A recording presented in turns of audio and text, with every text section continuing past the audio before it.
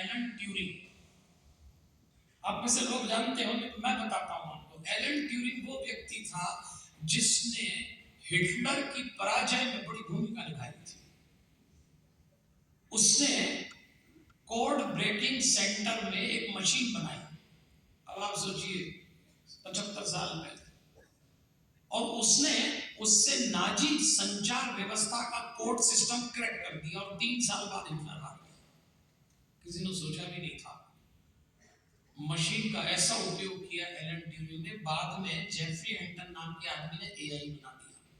मित्रों, ये आज हमारे जीवन में, हमारे खास तौर पे युवा पीढ़ी में जो उतरा है।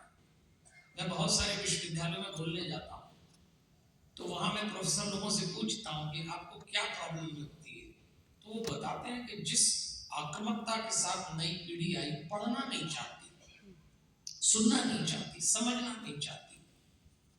हाँ, तो ये बच्चे कहाँ तैयार होके आ रहे हैं? घर से आ रहे हैं। अगर आपको लगता है कि घर पे काम नहीं किया तो कोई कॉलेज, यूनिवर्सिटी, इंस्टीट्यूट आपके बच्चों को सुधार पाएगा? नहीं, आपको घर में काम करना पड़ेगा।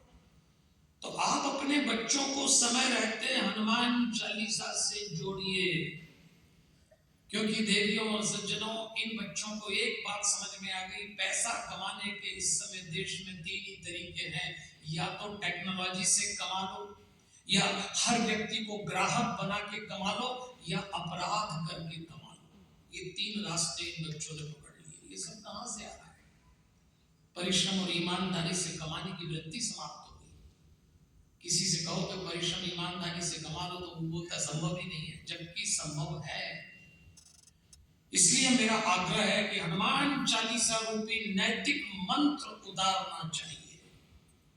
हम इन बच्चों को सिखाएं कि हनुमान जी जीवन में होने का मतलब क्या है। हनुमान जी कोई बोझ नहीं है, हनुमान जी कोई उदासी नहीं है, हनुमान जी कोई आपको आपके मार्ग से परेशान करने वाले देवता नहीं। आपको वो सब मिलेगा जो आप भौतिक युग में चाहते हैं, लेकिन पतन न हो जाए, भटकाव न हो जाए। चिंता है, क्योंकि मेरा बहुत परिवारों से संबंध है और मैं माता पिता से बच्चों को लेकर जो बात करता हूँ, बहुत चिंतित हूँ। मैं ये नहीं कहता ये पीढ़ी ठीक नहीं है, पर ये पीढ़ी की योग्यता को मोड़ना पड़ेगा।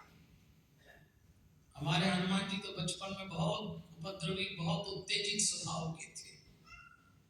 अब सोच लो आप, जो सूरज को लपक ले फिर उसका क्या हिसाब किताब।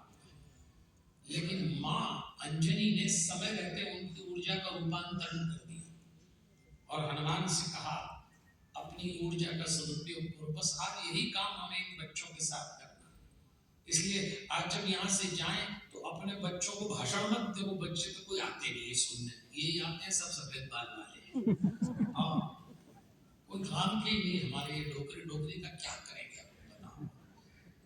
अब 18 साल से तुम मुझे सुन रहे हो, मैं